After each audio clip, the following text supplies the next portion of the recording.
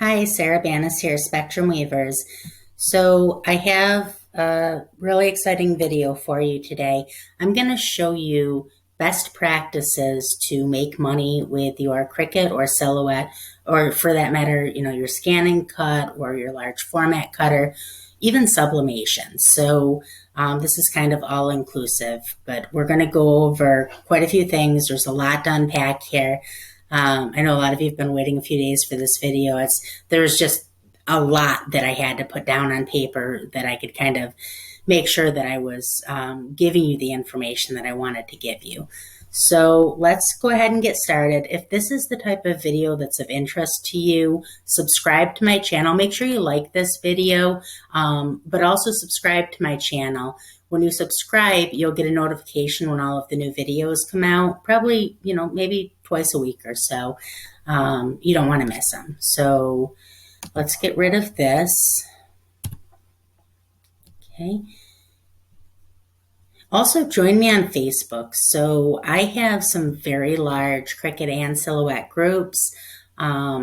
I will link the one in the description that is both Cricut and Silhouette. That's maybe 185,000 members. Super friendly, super helpful. We'd love to have you. It'd fit right in. So come join us there. And if you have any questions on this video or anything else, you're always welcome to approach me in the group. So, okay. So part of what this video is going to cover is the emotional part of a sale. So there's things that when you see them, that you automatically have an emotional attachment to. So say your birthday is in June. When you see the word June, you automatically have some type of attachment to that, just because that's yours. That's part of what makes you you, right? So there's a lot of things that make people them. Their job. So if somebody's a school bus driver, that's one of the first go-tos when you're buying them a gift. You say, well, she's a school bus driver, or well, she owns a boxer for her dog, or her husband is a firefighter. She's a firefighter's wife. So there's things that make people who they are. Let's look at first who your customer is, right? So your customer is almost always a woman. Don't get me wrong. There's also, men buy gifts also, but more often than not, you're selling at a craft fair, or you're selling to you're showing your stuff on Facebook to your friends, and they're coming and they're buying it. We'll discuss some other ways to market your products down a little later in the video. But most often, your customer is a woman. Your customer is a gift giver. So 9 times out of 10, maybe even greater, maybe even 95%, your customer is somebody who is buying your product as a gift for somebody else. They're generally not buying for themselves. That's not to say that that doesn't happen also, but that's really who you're marketing towards. You're marketing towards gift givers. So that all goes into niches and how important niches are in the whole process. So let me just refer to my notes here. I have so much I want to go over. And also, just so you know, I'm doing this video in Design Space just because it had to be one or the other. I had to pick Design Space or Silhouette Studio, but this applies to, like I said, all cutting machines across the board, sublimation, all of it. So let's see here. What do we need to go over? So who does your customer buy for? Okay. So there's a lot of people your customer buys for. Your customer buys for kids, their kids, other kids they care about. That is a big emotional driver, is kids. There's times in life when money means less. Money means less when you're planning a wedding. How many of you have planned a wedding, right? So when you're planning a wedding and you're in the thick of it, money stops meaning anything, because you just want it perfect, or you just want it done, quite honestly. So when you see something, when you're out and about at a craft fair and you see something, that says bride on it, or it says mother of the groom. So that's an emotional attachment there, because you're planning a wedding and the mother of the groom is important to you. That's somebody who you want to feel honored at this wedding. So you see that when you're out and about, and especially if it's the only one on the table. We'll talk about that later. FOMO, fear of missing out. But if you see that sitting on the table and you see that mother of the groom and you see it on a beautiful cup or something to honor her, you're likely going to grab that, because money stops meaning anything at that point. Even if it's a $30 cup or a $20 cup, you don't really think about that, because that honoring that mother of the groom is more important to you than the value of that money, right? So the same thing goes with kids. So when people are buying for especially a new baby, right? So somebody is buying for a new baby and they don't care as much about that money, because there's that emotional driver of wanting to honor this new child and wanting to show the parents how much you love this new child that's come into the world, right? So that's an emotional driver, and there's a lot of those. So let's look at who else your gift giver gives to. They give to people who they want to thank. So hairdressers, right? Most women have a hairdresser. I shouldn't say that. Not most women, but a lot of women have a hairdresser who they're very close with. It's kind of like their confidant, right? I mean, when she's doing her hair and, she's telling her about her life, and they become friends. So that's somebody who you want to give something to. And again, that goes back to what you know about people, right? So what do you know about that person? You know that hairdresser is a hairdresser, right? And that's part of what makes them who they are. So if you see a cute design out that says, something about, hairdressers, and if it's funny and it's, something that she would like, you're likely to grab that, especially again, if it's a one-off. One-offs are a huge sales motivator when you're doing shows. If you have 5 of something, and you want to sell one of those 5, don't put out all 5, put out 1. Because then the person sees it and they have that fear of missing out. Fear of missing out is the biggest sales motivator. So when they're walking through the show and they see that one, and they see the 400 other people, customers, potential customers around them, and they see that one item, and they think, oh, my hairdresser would love that. They have that fear of missing out, that if they don't grab it right then, it's not going to be there when they come back. So that's important. Excuse me. Male women or male men, either one. People give to their male people, especially us, right? Crafters. I mean, how much stuff do you get in the mail? Everybody these days, though. How much stuff do you get from Amazon and everybody else in the mail? And you get all of these packages in the mail, and you kind of feel a little bit guilty, and you want to gift your mail person because they're good. They do their job, and granted, it is their job, but you want to show your appreciation, right? Your packages aren't ending up at your neighbor's house. You want to show them you appreciate that. Bus drivers. So it's not just teachers, obviously. So everybody wants to give their kids' teachers gifts, but there's other people at the school also that people want to show their appreciation to. So bus drivers, excuse me, the principal, the school nurse, the school counselor, just everybody who interacts with your kids. So granted, teachers are the one that parents automatically go looking for gifts for, but it's your job to present them with other options. So if I'm at a craft show, now I keep talking about craft shows because that's what I do, right? I do craft shows. I prefer that over private sales just because it's less stressful to me. I don't have to do the back and forth with people. Do you like this? Well, what else do you need changed? Is it the right, I don't have to go with back and forth. I make what I want to make. I bring it to the craft show. If people like it, they buy it. It's one and done, right? So that's what I like. So that's why I keep bringing up craft shows. We'll talk about other things, like I said, but at a craft show, if you're walking down the aisle, right, and you see something for a teacher, you think, okay, that's cute. And if it's really cute, you're going to buy it because your kid's teacher would like it, right? But when you see something for the school nurse and you think, oh man, I remember when Bobby, bruised his knee and the school nurse was so good to him, and who really takes care of the school nurse and who makes sure that she feels appreciated. And so that's your job as the craft salesperson, to show them these other options and these niches that are underrepresented, that you can, I don't want to say force the sale because that's not what you're doing, but you can present a sale to them or present an idea to them that they wouldn't have had otherwise.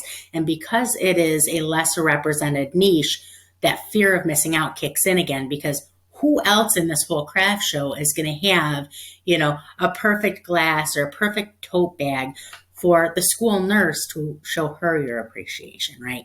So lots of people at the school. Schools are a huge sales motivator. Mom and dad. So obviously you know that your customer is, buying stuff for other people, but they're also buying for themselves, right? Not as often, but they are. So mom and dad, not only does that cover them as mom and dad, but it covers their gift giving to friends who are mom and dads. But on a bigger note, to go outside of that, would be grandparents, aunts, best friends who are aunts to the kids. All of these things that you can represent in your gifts. So again, the lesser represented niches are just as valuable as the greater represented niches, because it kicks in that fear of missing out. You have a great mom shirt, you better have the best mom shirt out there, because there's 50 other mom shirts, but you have the best Mimi shirt or the best Nana shirt, or other things. That's a huge niche, is different names that people call grandparents, because there's so many of them that are smaller niches that are underrepresented. That's a huge sales motivator. If your kid calls her grandmother Mimi, you're not going to walk through a craft fair and see 50 shirts that say Mimi on them like you're going to see 50 shirts that say mom on them or grandma on them. You're going to see one, maybe two, right? So those smaller niches that identify who the person is, again, and identifies it with that sales motivator of the emotional end of, this is my Nana, or this is my Mimi. That's a huge motivator. So best friend is another good one. Everybody buys for their best friend, right? So, and that moves into, and we'll talk about this a little bit later. Do you remember when we were kids? Well, some of us, there were hearts. There was a broken heart that had best on one side and friend on the other, and it was necklaces. And that was a huge thing for a long time, because it was cute and people like to show that relationship, and they like to tell other people that this is my best friend and claim that ownership, right? So the same thing goes with the Mom and Me shirts. But you can take that one step further, and we'll talk about this a little bit down the line. You can take that one step further and do Grandma and Me or Papa and Me for boys. And that's another thing. Excuse me. Sorry, it's allergy season. This is such a long video, I can't remake it every time I cough. So it's allergy season. But so that's another underrepresented niche, is boys. So we all make for girls, right? Make for boys. Make a shirt with a dinosaur on it, and not necessarily a dinosaur, but you understand what I'm saying. You don't miss out on that money, especially at shows, because moms of boys, they just don't get that same love that moms of girls get as far as availability of gifts, right? So you get that fear of missing out.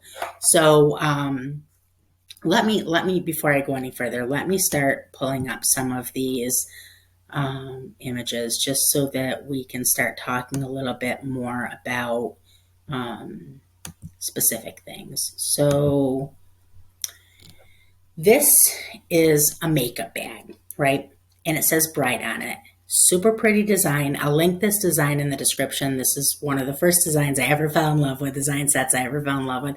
It's got the whole bridal party, super inexpensive. I'll link that in the description, the video description. So when somebody sees this and they're walking around, obviously if you were at a craft show, you wouldn't have the date on it. But if you're selling person to person and you show it with the date on it, that's an even greater motivator. That wedding date becomes a part of the person's identity after the wedding. And anybody who is married realizes that. So that gift giver who's been married for 20 years and her daughter is getting married, and she sees with a date on it, she already knows that that date means something forever after the wedding. So the date is another sales motivator. But being bride or mother of the bride or mother of the groom or bridesmaid or flower girl is another big one. So those are all emotional terms for any of us that have been married or are planning a wedding or have planned a wedding, or even just for, knowing people that have gone through this, a wedding. Those are emotional terms. The flower girl and, the imagery of her walking down the aisle and it being somebody, a little girl in your family who you love. And so, a pretty little bag with the word flower girl on it, people will buy that at a show because they have an emotional attachment, not just to your product, but to the person. So the name, the word on it, right? So, weddings, first, or, babies, those are your times, like I said, that you have all of these important sales motivators that all it's a perfect storm. So that's something to focus on if you do shows. What else do they get to? Brothers and sisters. So you like to put on things, or you should put on things, or consider putting on things best, or other ways of saying best. So people like to feel like they are telling somebody, how many best dad mugs do you see? That's because people like to tell people, you're my sister and you're the best sister any sister has ever had, right? Doesn't have to be the word best, but you know what I'm saying. So neighbors. And again, this goes back to niches. When you're dealing with people like neighbors, because of the fact that you may not know a whole lot about them. Maybe you do. Maybe you're close with your neighbors and you know everything about them. I've had neighbors like that, but I've also had neighbors that I don't know a ton about. But when that package is misdelivered, they bring it over to my house, or, my kids play with their kids, or, whatever have you. You've had those neighbors that, you know a little bit, but you don't know a ton about. But there's things that you know about them. You know their dog, the type, the breed of dog they have, and you know that that's a part of their identity. You might know what they do for a living. You know that they drive a Jeep and they're a Jeep girl, right? So there's things that identify people that, that you want to focus on. But, neighbors are definitely one of the gift giver people that people give to. Mechanics. People give to their mechanics. And again, what do you know about your mechanic? Your mechanic is a mechanic, right? So that's a niche. Those jobs. Nurses are huge. Everybody has a nurse who has taken care of them, or taken care of their father, or, helped their grandma through cancer treatments. Everybody has a nurse that they appreciate in their life. And that is a huge sales motivator. So I wish I would have shown you guys a picture of it. There's a couple of nurse fonts that are medical fonts that are fantastic, that, you can do so much with. All you need to do is, put nurse life or something like that. And it's a perfect sales motivator. Let me write that down. I will link that in the description, even though I don't have an image, of that font. There's one in particular I'm thinking of. I'm going to link it in the description just because it's a fantastic font. And that brings me into something else. So fonts. Great fonts sell product. Invest in your business. Don't be afraid. So we'll get into this a little bit later in the video, but you need to have a commercial use license on any fonts that you use on items you sell. You can't just go on to, a free font website and assume that you can use that font to make items to sell. You have to have a commercial use license. We'll talk about that more later. But That doesn't mean you can't get any for free that have a commercial use license, because you can.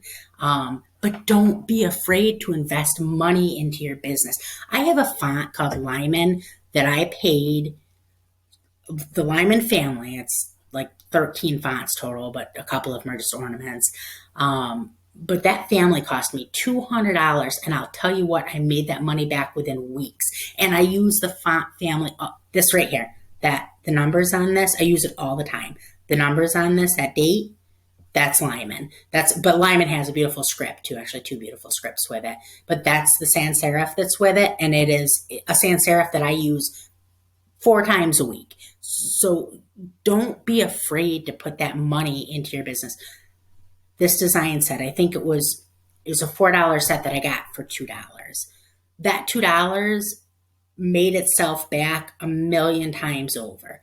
So great fonts are incredibly important, not just in the selling of each individual product, but also if you're doing shows, to draw people to your spot.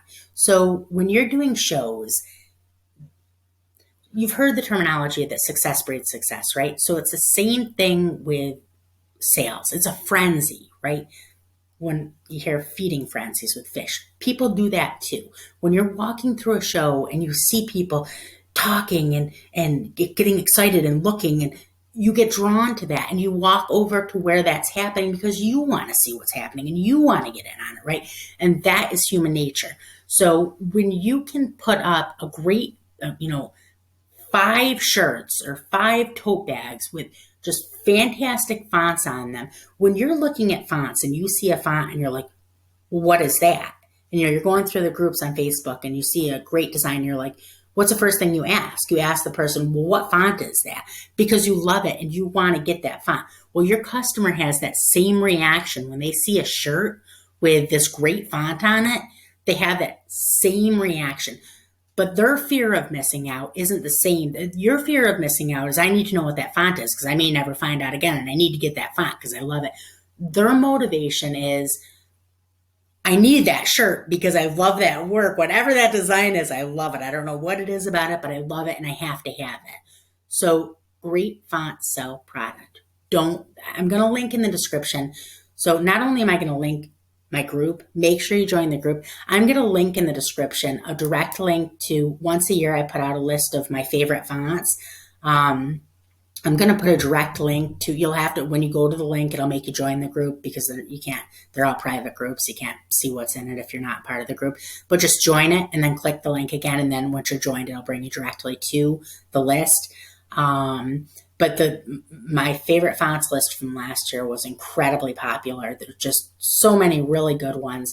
When I say invest in your business, Lyman is a one-off. Lyman is it's in its own ballpark. I'm not talking about spending $200 on a font. I'm talking about fonts that are, $6, $4, $6, $8, $10. That font will pay you back a million times over when you find the right ones. I'll link to the list of my favorite fonts from last year. I think that you'll like a lot of them too. So let's move forward. Let's see here.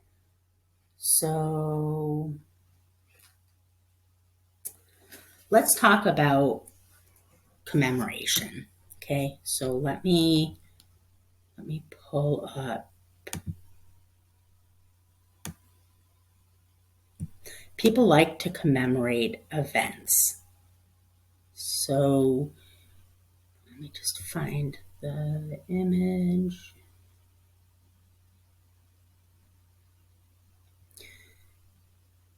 So dates are important. You know what? I don't know. I'm wondering if I didn't. Oh, here it is.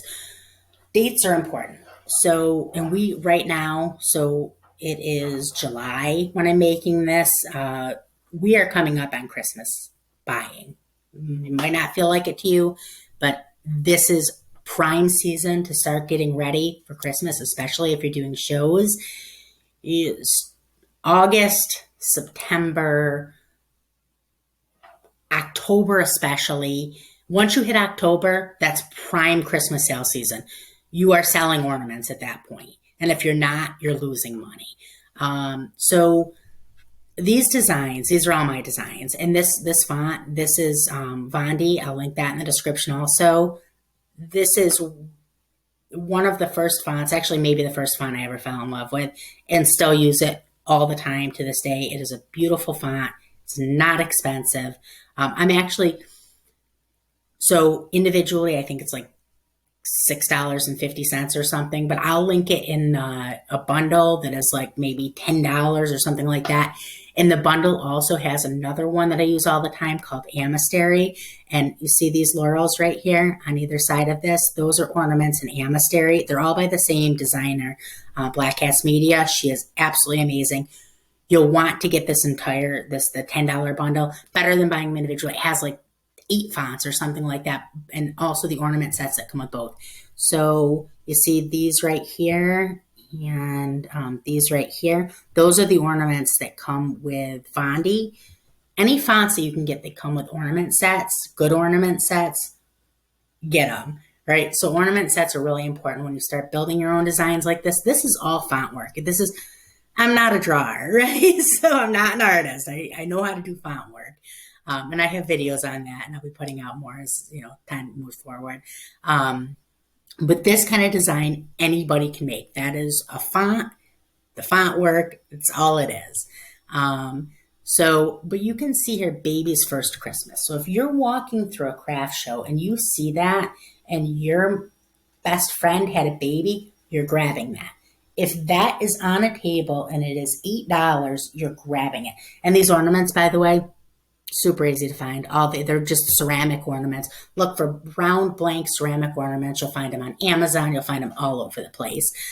You'll want ones that are coated because you want your vinyl to be able to stick to it. Obviously, if you're doing sublimation, you can get sublimation blanks. But they're inexpensive. And, so this is the type of thing that I would sell. I would sell these. They'll go for probably I wouldn't go above $8 because you have to be competitive too. And you also need to, when you're working shows, you can't have people second guess themselves, right? You need to make that sale immediately because it's quick paced. If they're not buying right then, they're moving on to the next and they're not coming back most likely. So you need to find that sweet spot in your pricing. So $8, maybe when you get closer to Christmas. But what I would do with these is I would do them for say $7. But then what I would do is I would do $7 for one, $2 for. Actually, I wouldn't even do 2. I would do $7 for one, and I would do $3 for $18. So that $3 for $18, you're almost guaranteeing that 3 sale. But when I do that, I don't just do ornaments. I do all of my bulk buying like that, or bulk offers. I do ornaments. I do magnets. Magnets are huge. So I actually have a magnet maker, but I use my Cricut or Silhouette to cut the circles. Magnet makers are $200 or whatever, but they're fantastic. People love magnets. So they're basically button makers that you pop a magnet on the back instead of the pin. And people love them. It shows magnets go like hotcakes. Those impulse buys are really important. And that's kind of what this is. This is an impulse buy, right? But what I do is I group all of my impulse buys together. I group my ornaments. I group my magnets. There's a bunch of other ones, but just all of those types of things I group together and I say mix and match, and any 3 of these that you want, you can get for $18. So I'm almost guaranteed to take that from a $7 sale to an $18 sale. That's a really important sales technique. Let's talk a little bit about these down here. So this is getting into, so again, the wedding thing, right? So that's, people love to commemorate with dates. That date is really important. They like to commemorate it because once it's gone and it's done, you only have that first year to get them. You're not getting somebody a first wedding ornament when they've been married for 5 years, right? You only have that first year. And that's important because you have that fear of missing out. But don't miss the opportunity that you have with being diverse in what you're offering, right? So gay marriage is common. It's legal, and I don't really know how far it's legal, but as far as states go, but it's not something that it's something that is a market that is so in an underrepresented market as far as wedding markets go, right?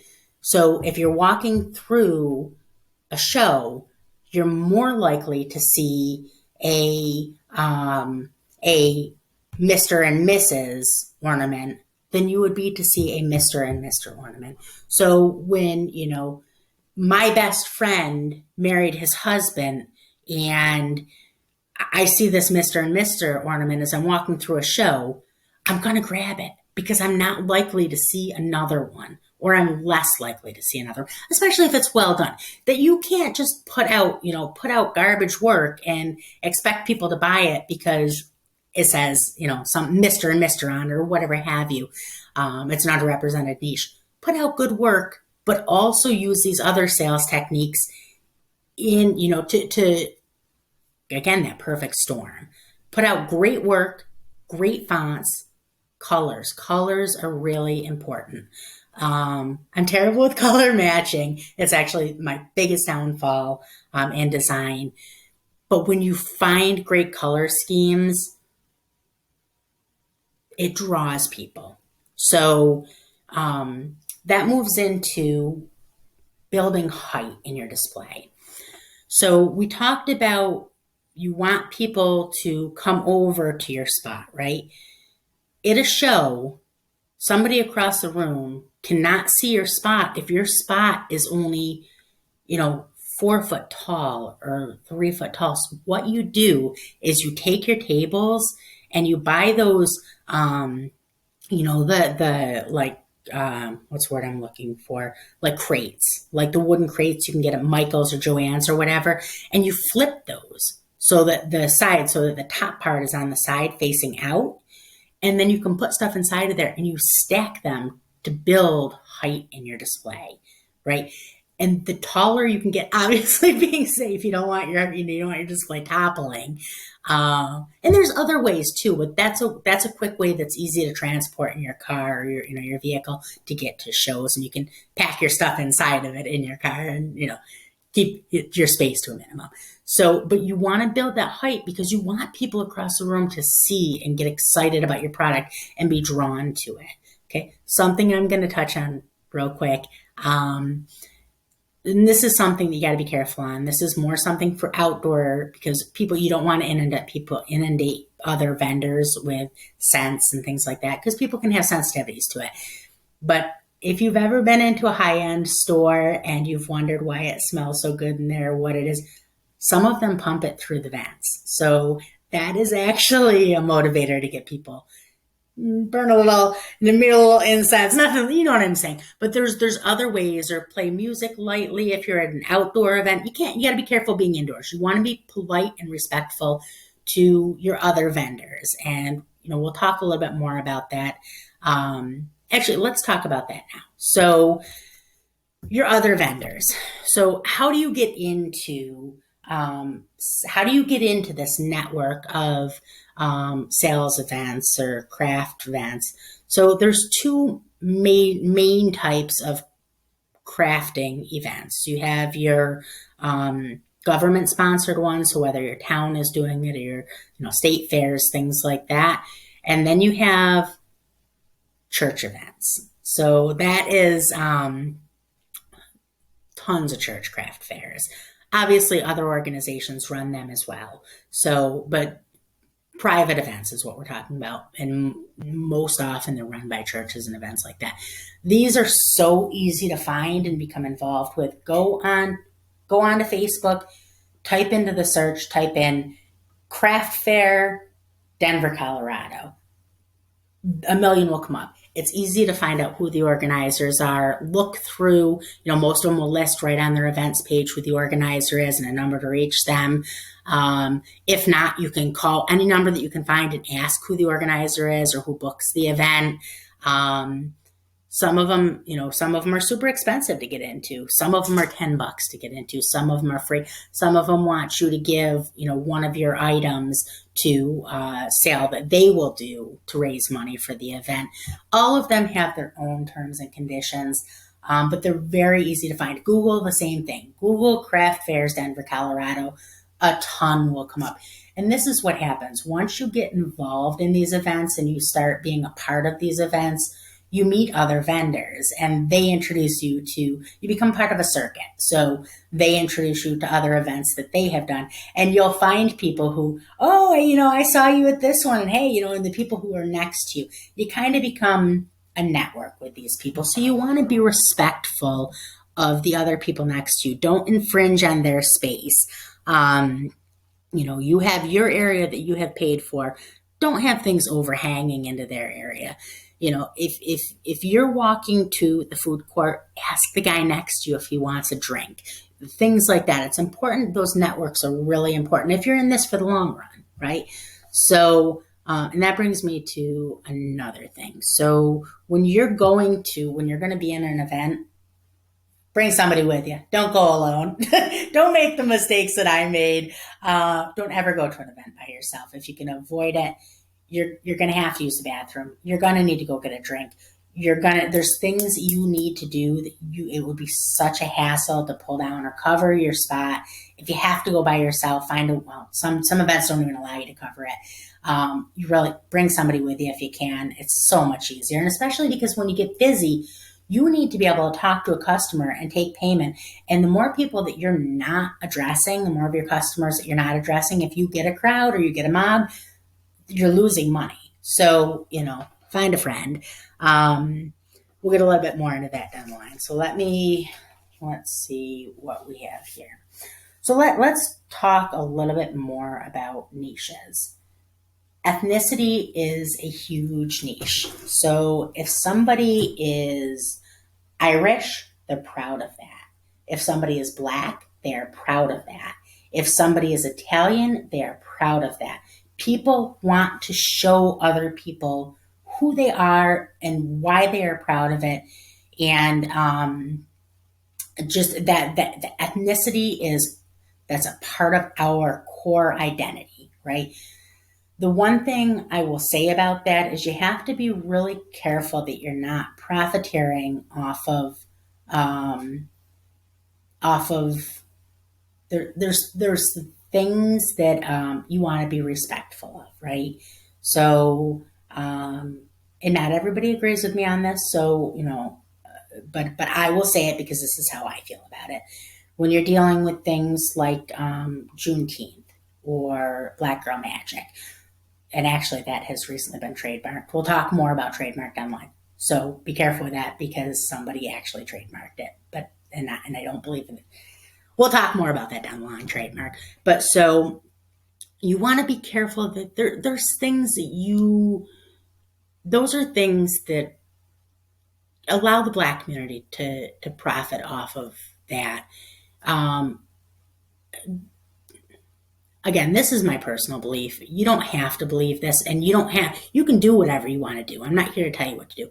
I'm here to tell you that this is how I do things, right? So, and that moves into another thing you want to be careful of. If you're building a business, build your business on a solid platform. Don't infringe. Don't go making Nike. First off, it's illegal, and you can get in trouble for it, right? So, but don't go making things that are using trademarks that aren't yours. Because you know what? If you put your time and energy and money into building a trademark and somebody else then decided they wanted to profit off of it and they wanted to rip off your trademark, you'd be furious because it's not theirs. That's your work effort. But it's deeper than that. You don't want, if that company, if Nike finds out that you're selling knockoff Nikes, you could be in trouble and you could be in big trouble. And that's not the business you want to build, You don't have to build your business that way. Build your business on a solid platform. And that goes into something else. And we'll talk a little bit more about trademark and copyright a little bit further in the video. But that goes a little bit further into something that I do want to touch on real quickly.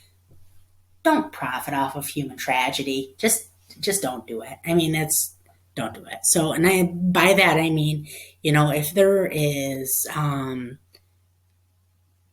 earthquake or something like that, don't make joke memes of it and try to profit off of it. That's my opinion. Just treat your business with respect and have your business be what you want to show the world of yourself. That's what's going to build a strong business. It's going to last test time that you're going to be able to pass on to your kids. That's what I'm doing. I don't know about you. So, something else, a really strong niche is horoscopes. So again, it's something that makes people who they are, right? So what are you? I'm a Capricorn. That's who I am, right? And all of the imagery that goes with that, when you see the sign, when you see the name of the sign, when you see, maybe even the stars, that constellation, whatever have you, people identify with that, right? And especially if you can find really great, I have an infographic. Let me see if I can find it. Is this it? So here we go, right? This is an air freshener, first off. That is another really good impulse buy. These are inexpensive. These particular ones are for sublimation. If you sublimate, you can get them anywhere. You can get them on Amazon. Super inexpensive, super easy. You sublimate the image onto it, and then you put the scent on it. No big deal. You don't need, when you're selling it, you sell it as the piece and then the scent on the side separate. But you can also heat press. If you don't sublimate, you can heat press HTV or iron-on to it, and you can also do it that way. And those are super, people love to decorate and show people who they are. And when you're making something and it's also a utility, it's something that they can use. That is the best. It's the best way to combine sales motivators. They want to identify. They want to tell people that they are a Capricorn. They want their car to smell good, and it's inexpensive. It's just an impulse buy. You sell them for $3 or $4. 3 would be perfect. And that's another thing. So when you have these super inexpensive items, the inexpensive item isn't just for the sale itself, but it's getting that money out of the pocket or getting that card out of their wallet. Once you get that initial something, they're more likely to add other things to their cart, add other things to their hands, add other things, because they're already giving you their credit card. So they're going to, okay, well, if let me just grab this pen too, or let me just grab this. I might as well take, and that's these small items can add up to large sales or larger sales. Okay. So let us look at some other niches. Camping. People who are campers love to tell the world that they are camping people. The shirt that says, some girls drink too much and then pass out in their camp chair. That's me. I'm some girls. They love to tell people that they are camping people any way that you can. That I'm telling you, people who own campers, who tent camp, especially people who own campers, though, it's a part of their lifestyle and it is who they are, and they want the world to know it. I know campers. So, lineman's wife, wives in general, right? So when you're dealing with job niches, you're dealing with a fireman, policeman, chef, taxi driver, lineman, whatever the employment is, and you're dealing with, the gift giver who buys for that person because that's what they do. Think of the wife end of it also. That is a whole nother niche that is, again, vastly underrepresented and a huge gift giving market. Anybody who is a lineman's wife, their lineman travels, right?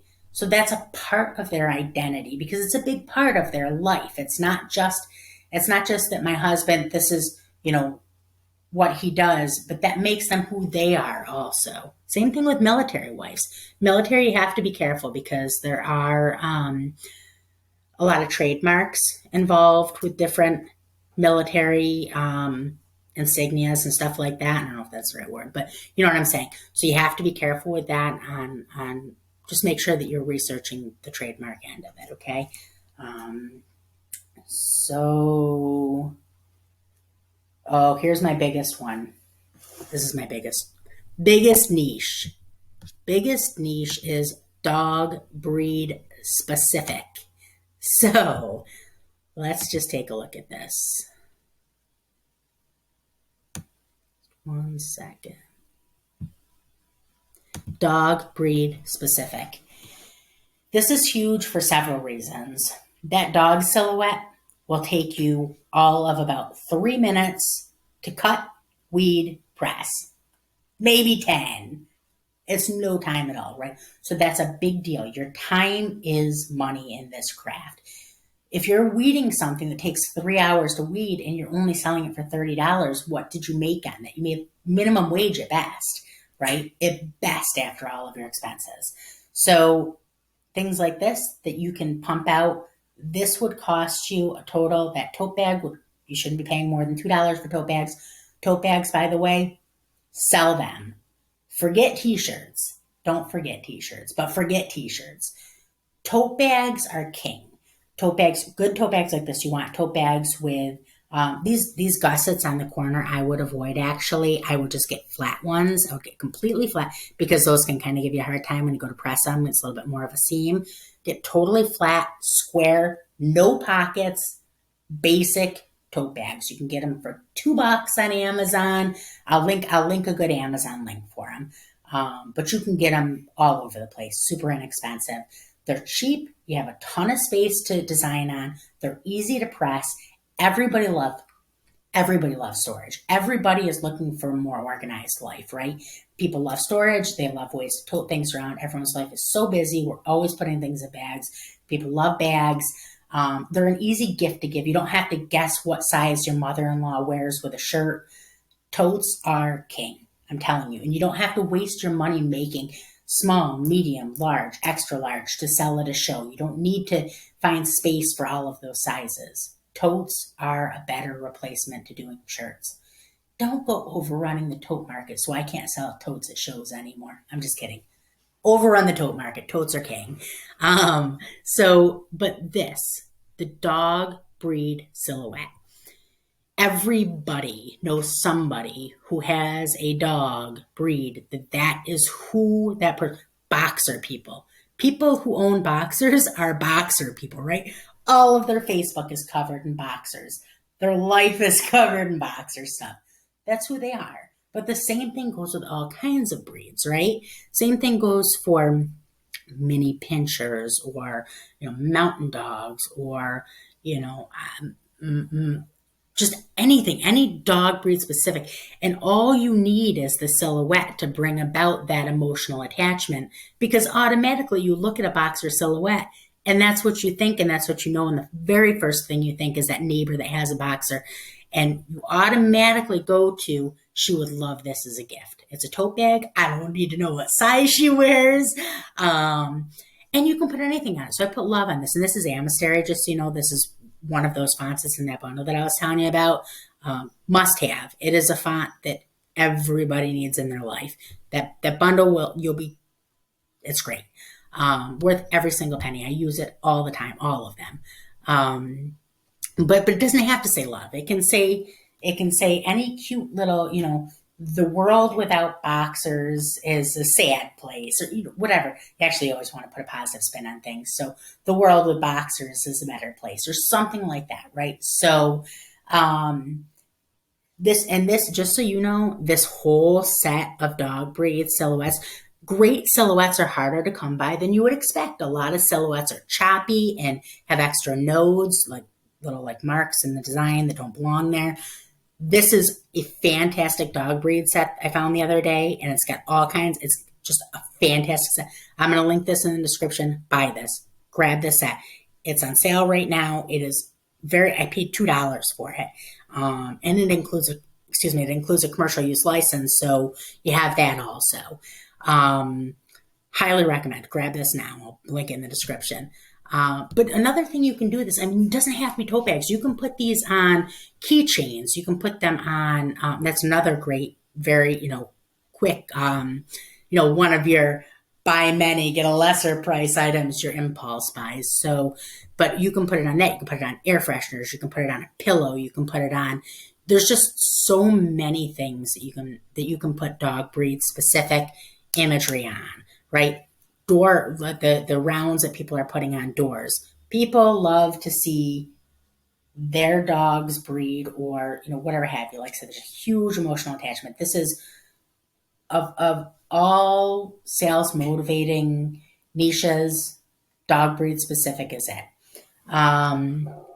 So let's talk a little bit more about another thing that you can buy that's inexpensive, that is a quick, easy thing to bring to shows is dish towels. So it's another thing that everybody uses dish towels, right? And they love when those dish towels identify themselves and identify things about them. But it can also be just, a picture of a rooster that says, sometimes you gotta say cluck it, things like that. Funny sells. People love funny. And the wittier and quicker, people don't want long-winded funny. They want quick, witty, funny. So let us see.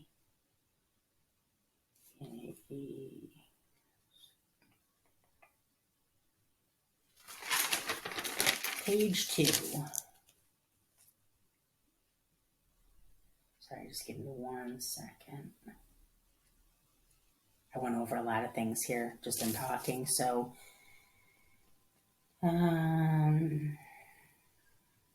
things that improve people's kids' lives. That is another motivator that money loses its value. So there was a big thing where people were buying, actually it's gone on for 2 years now, and I'll guarantee you that it happens again this year when school starts back up. People buying the Dollar Tree clear frosted placemat, like cutting mats, and what they're doing is they're etching onto them writing. So the alphabet with like the dotted line. So they're doing it as writing practice for kids. And then what they do to personalize it and give it that sales motivator is they put the kid's name, or they etch the kid's name onto the top of it so the kid can practice writing their name. So when a parent or a grandparent sees that, every parent or grandparent went through the teaching your kid to write stage, right? So it's something that is a commonality that people see and they're like, oh, I could use help with it. Same thing with potty training. Make, to sell at a show, make little treat things that, so I saw a really neat one where it was a block of wood that had drill holes in it where you would put a lollipop in each of the drill holes, and each one was a treat that the kid got for using the potty, right? So, and I can't remember what the saying was on it, but it had a cutesy saying on it. And because that is a commonality that all parents have gone through, every parent has gone through potty training, and it's a terrible thing to go through for most people. It's trying times. So any help with that, anything to better that child's experience or better the parenting experience, money sees less value. So, and if it's well done, even more so. So, and that's something that parents will buy, grandparents will buy. Anybody who knows somebody whose kid is going through potty training is going to see that and say, my cousin would love this, right? So again, that gift giver mentality. So, okay, so let's see here. That is that. So when you're going to events, something to think about is ask the event what is and isn't included. Some events include tables, some do not. You can buy folding tables; they're a little bit expensive, but get yourself good ones if you're going to do this. Get good ones that fold, that are easy to get in and out. Just get yourself a decent set of tables. You'll have them forever. And you can use them for picnics when your family comes over. Get yourself good tables. But a lot of events include that. Make sure you bring chairs also. Make sure you ask if they are chairs included. And if not, bring yourself folding chairs. You're going to want a place to sit. Another thing that's important to bring is a half apron. You can get a whole apron. I prefer half aprons. You can get them for $10 on Amazon to hold all of your stuff, to hold your calculator. You can use your phone as a calculator. I like bringing an independent calculator. Your sales book to keep track of your sales. Your card reader. You can get a square card reader for very inexpensive. Ask in any of the groups, and anybody who has a square reader has like an affiliate code they can give you where you'll get 50 free sales and they'll get 50 free sales. So ask in one of the groups if you don't have a square reader, and somebody will give you that. Might as well get the free ones. Bring cash, bring snacks, bring water, and that helper. Bring a helper. It's not all inclusive, but it's a good starting point. As far as your table goes, if you're doing shows, get yourself a white or black tablecloth. Clean, nice. You can get them on Amazon for next to nothing. You don't want a tablecloth that has a pattern on it because that's going to conflict with your items that you're selling. You want eyes to quickly be able to see, interpret what you're selling, and fall in love with it and buy it from you. You don't need them to have to take that extra time to differentiate what is your tablecloth and what is the item. Okay, so that's important. And so that moves into something else. So perceived value of what you are selling. If I'm selling you a ring, and the ring that I'm selling you is an opal, and I have on the table an opal, and I have 3 diamonds. I have an opal ring and 3 diamond rings. That opal ring automatically goes up in value as opposed to me selling you an opal ring on a table with 3 aquamarines that don't have as very much value. Perceived value is really important. And that is why your spot needs to be clean. It needs to be organized. It needs to look nice. It needs to, you're telling people what the value of your product is by what your spot looks like. If it looks organized, it looks up to date, it looks clean, that increases the value, the perceived value of your product. And that perceived value increase causes 2 things. It causes your items to sell quicker, and it causes them to sell at a higher value. Okay, super important. Another thing, don't shy away from flea markets. So there are some good flea markets. Now, flea markets, you're going to get a lesser value for your items, generally speaking, than you're going to get at a craft show. That's something else that I want to talk about is pricing. We'll talk about that a little bit more down the line. But flea markets, farmers markets are huge. Every town these days, it seems like, has a farmer's market. And tote bags are giant at farmers markets. When people are going to buy their fruits and vegetables and they forget to bring a tote, and you have a cute tote with, beets on it and, some cute farm to market saying, or, whatever have you, farm to table, it'll sell. So don't underestimate farmers markets. And they're generally cheaper to get into as well. And they're generally weekly, which is nice because it's easier to fill in your schedule with those, right? So let's see here. Just 1 second. Sorry, I've already covered a lot of this. I just want to make sure. So we talked a little bit about censor earlier and how that is a little bit of a sales motivator. If you can get a spot next to the food court, if you're, like at an outdoor event, even indoor events, but really at outdoor events, because that food smell like wafts through the air. Um, that is like your key spot to have is next to, and they're not easy to come by, obviously, because people know that that's a good spot to have. Almost everybody at that meet is going to end up at some point near that food area. Um, it's a good spot to have. So, and well-fed people are buyers. People that have just eaten and are full, they're willing to part with their money. So this we touched on a little bit earlier. Be better at your craft. Learn your craft. Put your time in. And a good way to do that is through Facebook groups. So when you're in Cricut and Silhouette groups and you're seeing what other people are making and other mistakes that other people have made, and learning better ways to hone your craft, put the time into that. And make mistakes.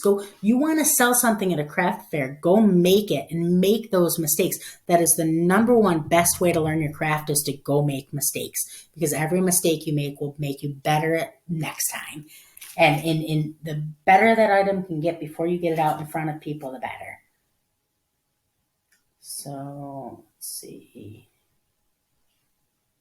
Reading through my notes. Totes by the totes. People love totes. Pots. Plant people are a huge niche. So, do you know somebody who's a plant person? We all know someone who's a plant person, right?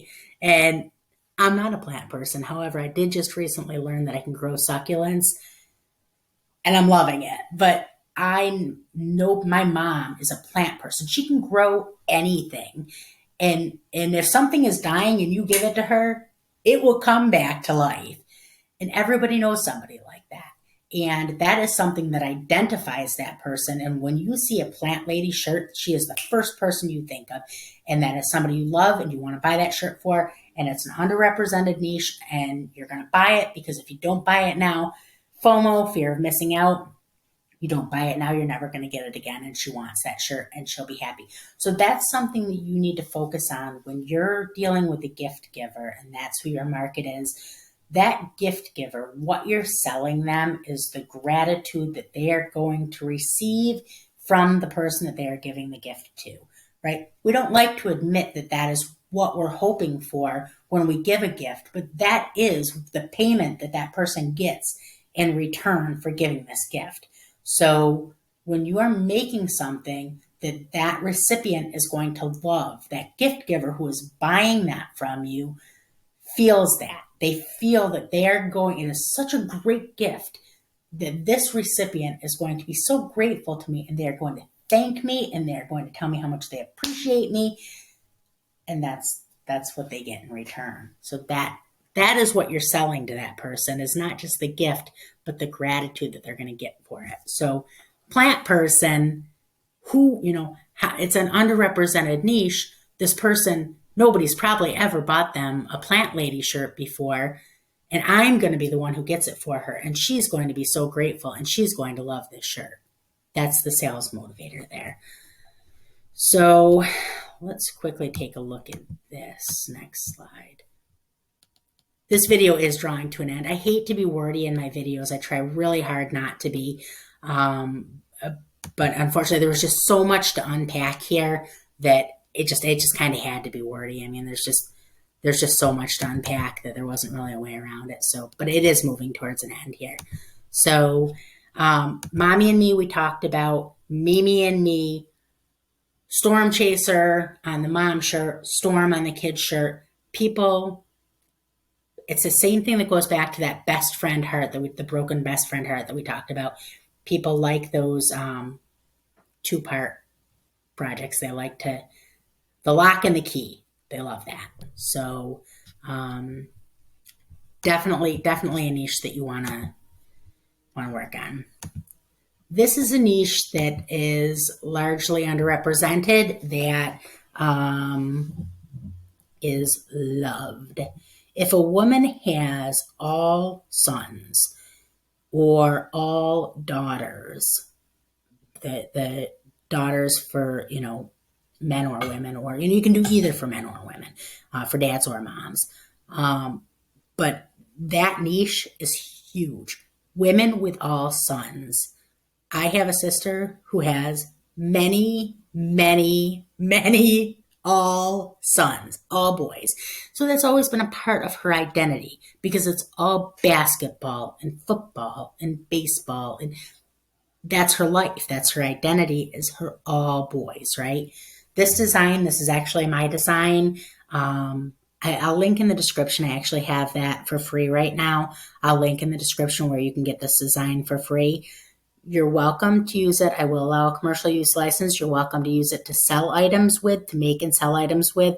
Please do not upload my design to any POD. Those are print on demand, like Merch by Amazon or Redbubble or any Zazzle. Don't upload my design to any site that prints your designs for you. You're welcome to make your own designs and sell them to your heart's content. Don't sell my design. Don't give my design away. I'm asking you that. Please be respectful of my license. But I will link where you can get this design for free. And people love this design. Not to pat myself on the back, but it's one of my favorite ones I ever made. But that's a niche. That's a niche that identifies people, right? So let's get rid of that. I think we already looked at that one. Did we already look at this one? No, we didn't. These. So this is inexpensive, right? Notebooks are inexpensive. This is a gift that you can give, or that your buyer can give to a mom with a new baby. And this is something that is underrepresented. So time goes quick. When a baby is a baby, and a baby is a toddler, and a baby is a young kid, and a baby is a teenager, and a baby is out of the house, that time goes super fast. You hear it as a cliche, but it's true. And anybody who has had children knows that it's true. So, and especially those first few years, right? So this is an opportunity for moms to write down those first few years, to diary it for the child, right? And when you present it like that to potential buyers, they eat it up. They love the concept of, again, commemorating and committing those words to paper so that they're forever. It's almost like you're saving those years, right? So so that is a gift that you're not only giving the parent, but you're giving the child as well. People really like these. So let's look. Oh, so when I got into the plant lady thing, that is pots, the pots for the plants. That is also a really underrepresented, but very much so. People like plants. People like their house to look alive, right? And so you have to be careful when you can't. Most places you can't actually sell the plants without an ag license. So if you ever want to get into selling plants, it's not hard, but there are licensing requirements. But you don't have to sell the plants. But you don't want to just put potters out at a show and just have it be potters, because you're not sparking excitement with that. What you want to do is get yourself some beautiful green, flowering, beautiful, healthy plants and put those in 3 potters, and you're not selling those 3, but then you put all of your pots that you're selling out around these pots that you're not selling, but that are sparking that excitement of what it is that it could be, right? And then you put funny plant sayings on it. Not today, sucka, on a succulent potter. Funny, cute, pretty, but also plant potters that have nothing to do with plants, but have to do with niches. So, you put lineman's wife on one for lineman with her husband on a line, or, up on the pole, or whatever have you. Any niche that you want can be represented on. It's a plant potter is no different than a keychain, than is an air freshener, than is an ornament. Those are all impulse buys. Impulse buys are king when you're working at a show. And if you have 30 impulse buys, it is, people will come and people will buy, and they will buy more than one. So, real quick, before I go any further, let me just discuss because you don't have to sell at shows. I already gave you my reasoning for selling at shows, but it doesn't have to be shows. Everything that you make, post on your own personal Facebook. I'm telling you that people, and if you make, even when I first started, my stuff was not good when I first started. It is good now. It's very good now. It was not when I started. And immediately I started seeing people, can you make that for me? Can you make this for me? Everything that you make, put on your own personal Facebook, not to sell it, but to show people, and that will turn into people coming to you and buying stuff from you. Like I said, for me, I don't like the pressure of personal sales. Some people don't mind it. It's a good way to start when you first start. But another clever marketing tactic is to go into your customer groups on Facebook of your customer. Who is your customer? If you're selling things for teacher appreciation, your customers' moms. Go into mom groups. Don't show it as, I'm selling this because you're going to get booted from the group most likely. Show it as, this is really neat. Look at this that I'm giving my kid's teacher. You don't have to lie. You don't have to say I'm not selling it. Just omit that. Just say, look at this that I'm giving my kid's teacher. And if it's great, and if it's something that other people want, they're going to say, where can I get that? And then, you direct to your Etsy or your whatever else. Etsy is incredibly oversaturated with Cricut and Silhouette users. You have to be the best of the best if you want to make money on there with your Cricut or Silhouette, unless you're doing that, unless you're directing your own traffic, right? Because that's different. You're not hoping to get discovered on Etsy. You're directing your own traffic to it. Same thing goes with if you make a clever golf shirt. Go on to, golf groups on Facebook and show them your clever golf shirt. And if they ask where to get it, then. And to do that, you don't have to physically make it. Everything that I'm showing you here, all of these are all mock-ups. And incidentally, almost all of these are all the same mock-up designer. I love her work. I'm going to link her shop also. If you want to do mock-ups, her lighting is perfect. They're just great. And mock-ups are easy. All a mock-up is, you're taking, say this is my design. You're taking this. Oops. You have your flat book with no image on it. You're taking this and moving it over here and flattening it to your design. That's all you're doing. That's all a mock-up is. There are also smart object mock-ups that will wrap the design to, say your shirt has like wrinkles in it and stuff. They're smart objects that you can use Photoshop, or there's other programs that you can use to use smart objects, but you can use flat ones like this also, no problem, super easy. So you don't have to make that shirt to go show it in the mom group. Buy yourself a nice mock-up. I'll link this mock-up designer. She's fantastic. Buy yourself some good mock-ups and throw your designs on them and show them, and they look just like it's on a shirt. Nobody would know the difference. Don't waste money on making things that you may or may not sell. So we talked about this a little bit. Utility is king. Organization, anything that people can use that has a purpose, it's king. Keychains, anything like that. Pocket mirrors, that's another one. People love mirrors. People like looking at themselves, and pocket mirrors are underdone. People don't do them, and you can find them. There are lots of sublimation blanks suppliers have pocket mirrors that you can pop any design you want with. You don't have to use sublimation. You can if you sublimate, but if you don't, use regular vinyl. Use self-adhesive vinyl on it. And that's another thing that you can. It's an impulse buy that you can add any design, any niche that you want to, and then you have that double whammy.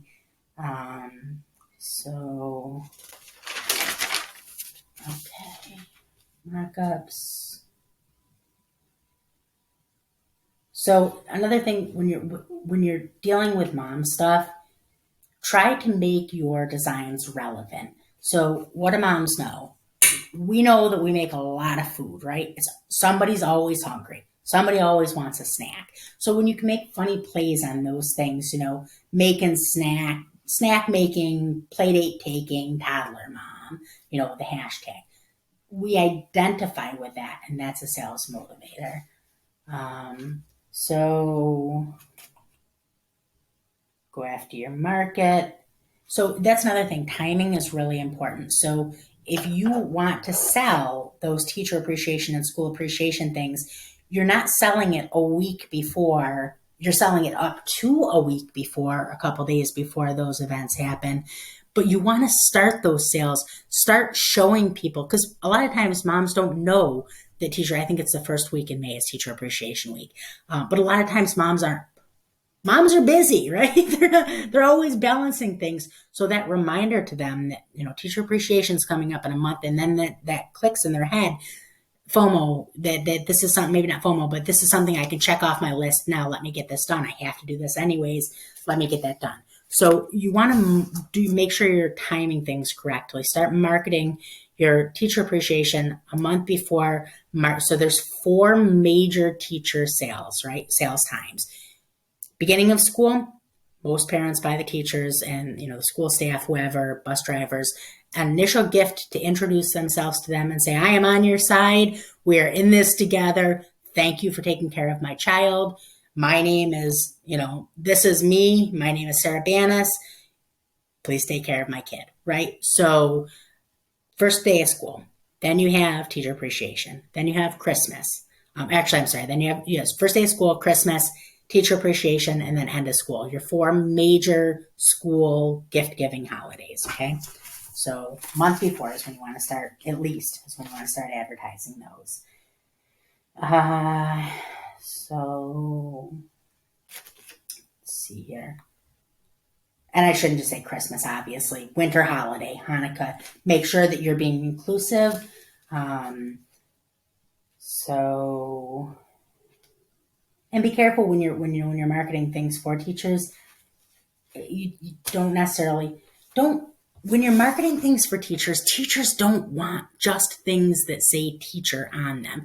Don't get me wrong, that's what you know about them. You know that they're educators, but think of other ways to market to teachers also, right? So making really great gift card holders that you can put teacher on 9 days a week, but the person can still get the teacher something that isn't just teacher related. Teachers have 9,000 mugs. They don't want another mug.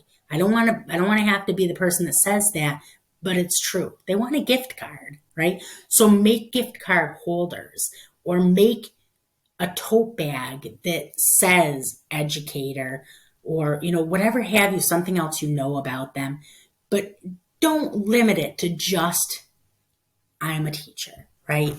Think of other things and then market it that way.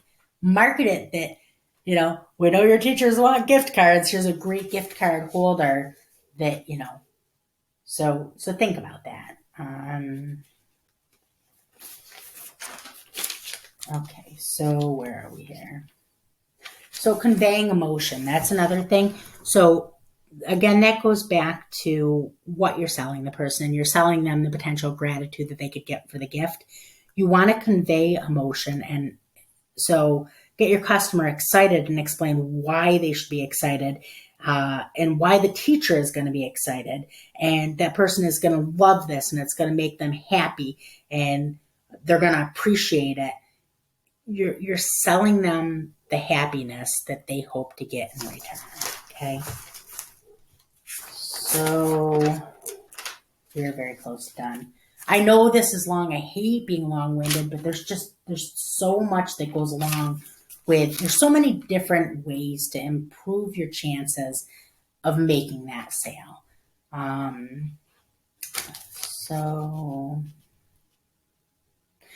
pricing, real quick. I won't spend a lot of time on this. Pricing, things are worth what your customer will pay. Bottom line. That varies on demand. It varies on where you're selling the product. It varies on your skill level. When people come into groups and say, well, how much is this? What is the value of this? The value of this is what your customer will pay, and you need to figure that out for yourself. You need to figure out what you think a baseline price is, and if everybody is buying it, you're selling too low. You need to increase your price a little bit. If nobody is buying it, your price is too high. Bottom line. And you need to figure out what that price point is for different venues. What you're selling on, to a friend, person to person, and what you're selling at a show is likely not going to be the same price. A show generally is going to get you a higher value because you have that fear of missing out. Your friend doesn't have any fear of missing out. They don't buy it today, they'll buy it tomorrow, right? So it depends on originality. If you're making something that is like, for instance, like, Siobhan's story, this book, Siobhan's story, that's original. Other people aren't selling that. So you have that originality, and you have that again, that FOMO, that fear of missing out. This is something that other people aren't making. But again, into the pricing strategy, super duper important is that one-offs. If you're doing shows, do not have 2 of an item out. One of an item, absolute maximum is 1 of an item in 2 different colors or 3 different colors. Don't saturate your designs. You want that fear of missing out. That's super duper important. I think we're on the last page. This is why it took me so long to get this video out, because I had to write I have like pages of notes. When to let a design go. If you've made something and you have spent so much energy on it and you love it, and everybody's going to love it and nobody loves it, let it go. Let it go. Don't focus your time and energy on designs that aren't selling or work that isn't selling. Move on. So focus on your best sellers. You ride waves. When you find something that is selling, do different variants of that design. There's something about what you have done that people love. Human nature is very much that if something is loved by 40 out of 100 people, 40 out of every 100 people are going to love it. Ride waves. When you find something that is successful, ride it for as long as you can and go even harder on it, because that is what is selling. Here's something real quick that we'll get into. Selling physical product is not the only way to make money in this craft. You can get into selling your designs. We'll get more into that in another video on how to make and sell your own designs. Lots of people turn into designers starting out as physical craft makers. We'll definitely make videos on that. Like I said, make sure you subscribe to my channel, because there are some videos on making your own designs. I have a whole series of them coming up. POD, we talked a little bit about that earlier, print on demand. So print on demand are companies like Merch by Amazon, Zazzle, Redbubble, there's others. That you upload your designs to and then direct your customers to, and there's also their own customer base there, and they can buy different things. They can buy t-shirts, or they can buy phone holders, or they can buy keychains or tote bags or pillows or purses, or they can buy all these things with your design on them. Some companies that you buy fonts and designs from allow uploading to POD. Some require that the design that you buy from them be altered prior to uploading to POD services. Some don't allow it at all. So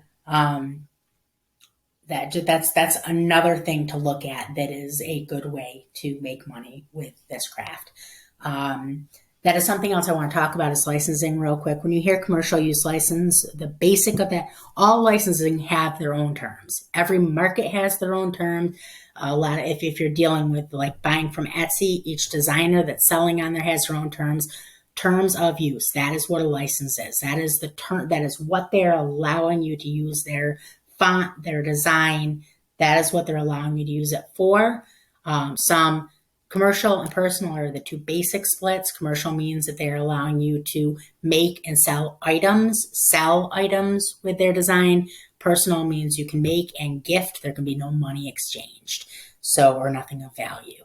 So that's the basics, but there are, of course, terms, further terms. Like some have limits on how many you can sell. Some have limits on where you can sell. There's just different terms in licensing. Make sure you understand the licensing behind what you're buying, the fonts and designs that you're buying, and make sure you have the correct licensing. Make sure that you're properly licensed to use fonts and designs. I'm going to link in the description a company, Font Bundles and Design Bundles. Font bundles for fonts, design bundles for designs. They're sister companies. It's all the same company. And they are a network. It is a market that designers go to, and then designers sell on their market. But the designers all agree to sell under Font Bundles, Design Bundles license. So there's no confusion as to what you can use the designs and fonts for. They're all commercial use, even the free section. I'll link the free section for both of them. Even items that you get out of their free section all include a commercial use license. That means that you can make physical items. You can't take that font or that design and then sell or give away the design. That's not yours. You have a license to use that design to make and sell things, physical products. So, but I'll link that. There's a fantastic market. Definitely go look around, and it's huge. I mean, but go look, and you'll be impressed. And their licensing is all commercial use licensing. So, and again, I'm not an attorney. I'm not giving you legal advice.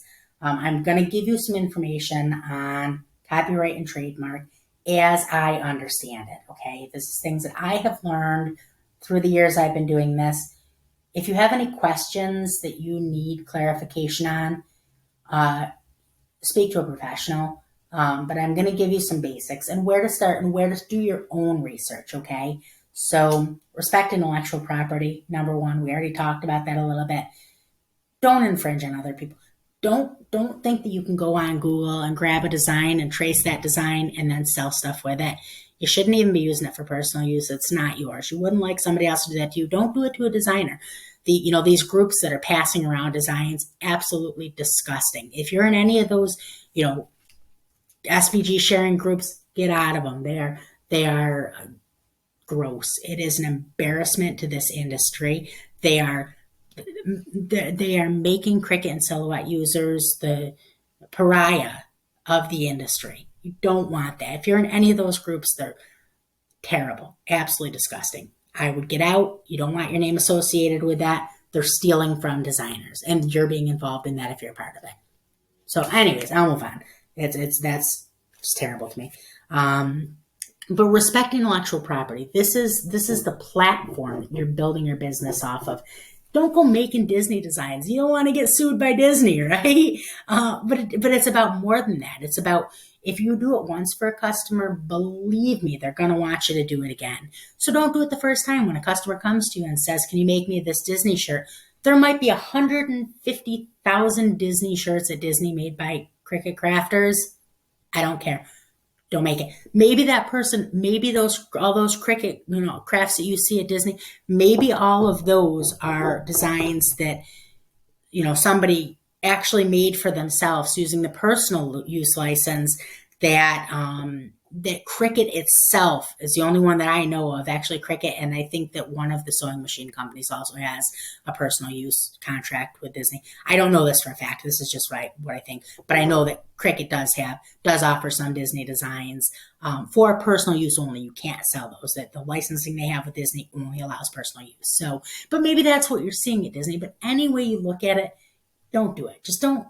You don't want to sell Disney. It's just you're building your business on not a solid platform. So I'll move forward.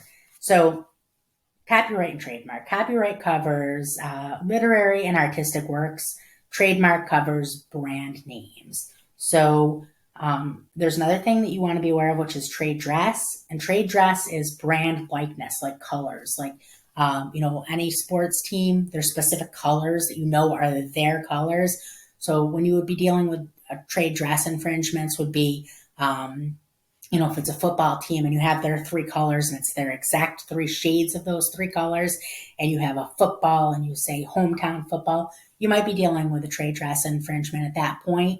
That's something that you'll want to look up. So one of the things you'll want to look up. So let me just quickly give you a list. I made a list of things that you want to look up. So copyright, you'll want to look up the timeline for copyright. Things fall out of copyright eventually. There was a law that was written, I think it's like 1978 or something. It changed when the new law was written. That just look that up. Look up copyright timeline, and that'll give you a timeline of when things are covered by copyright and when they fall out. And at that point, once they fall out, they fall into public domain. That's something else you'll want to research. So copyright timeline, public domain, trademark, a good place to research trademarks. There's two. Trademarkia.com, I find, is easier to understand. The other one is the government site, which is uspto.org, uspto.org, and that will also, you can research trademarks there. So trade dress. Another one is brand confusion. So you want to make sure that you are not, if I'm selling something called Mikey's and they are sneakers and I have a swoosh, you know what I'm trying to pretend I am, right? That's brand confusion. If somebody is looking at your product and they are automatically assuming, or there's some confusion that could be the other maker's product, brand confusion is something else you want to look up and make sure that you're not getting involved with. But then there's also something else, that parody has some loopholes in intellectual property. There are some allowances for parody. So that's something else that you can look at, but you don't want to bend the line. So, and again, I'm not giving you legal advice. I'm just giving you what I know, what I have learned for my personal self. These are the things that I research and I want to know about, and that will give you a basic understanding of how intellectual property works, and what the rules are around it, and the things you want to be careful of so that you're not infringing on somebody else's rights, and to protect yourself and your business. So, and this is something else. Don't get overwhelmed and let this scare you. Don't think this is this big overwhelming thing that you can't, that is too confusing. Don't do that. Look up these things that I'm listing for you. Start researching those things, and you'll have an understanding. So just don't get overwhelmed by it. It's not all inclusive either. It's a jumping off point. So we have almost come to the end. We are on the very last paragraph. The things that I'm going to list for you, I'm going to list font bundles and design bundles. I'll put a list. I'll link a link to those two markets. I'll link my group. Make sure you come join the group. We'd love to have you. Always doing new tutorials. Just lots of informative. But more than that is the camaraderie and, quite honestly, the friendships and the just the knowledge base, and just super friendly, super helpful. It's a great group. So, and like I said, I have a ton. I have groups that go all the way up to 530,000 Cricut users. I'll link the one that's 185 because that's Cricut and Silhouette. Just a great group. So we'd love to have you, and you'll fit right in. Please come join us. Like the video. If this was helpful to you, like the video, but also make sure you subscribe to the channel so you get the notifications, and share us with other crafters. So if you're in other groups and you feel that anything that you learned here today was beneficial or could benefit other people that you are in groups with, feel free to share this video in other groups, and help other crafters learn how to make some money. And that's about it. This was a very long video. I know that. So if any of you made it to the very end, it's good talking to you. And if you have any questions at all, ask them in the comment section below. Or like I said, feel free to ask me directly in the groups. I'm there all the time. And that's about it. I hope you have a good day. Bye.